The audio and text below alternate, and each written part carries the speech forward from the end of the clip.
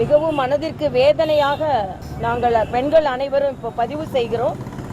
முதலில் தமிழக அரசிற்கு எனது கண்டனத்தை நான் தெரிவித்துக் கொள்கிறேன். பாதிக்கப்பட்ட அந்த மாணவி இன்னொரு சார் இதில் சம்பந்தப்பட்டிருக்கிறார் என்பதை வலிமையாக பதிவு செய்திருக்கிறார் என்று நாங்கள் கேள்விப்படுகிறோம். அப்படி என்றால் அந்த சாரை ஏன் மறைக்கிறீர்கள்? ஆக எந்த ஊரை சார்ந்தவர் இந்த சார், எந்த இயக்கத்தை சார்ந்தவர் இந்த சார், எந்த பகுதியை சார்ந்தவர் இந்த சார், இது என்று எங்களுக்கு தெரிய வேண்டும். அதே போல இன்னைக்கு முதலமைச்சரோ துணை முதலமைச்சரோ ஏன் தனது குரலை எழுப்பவில்லை?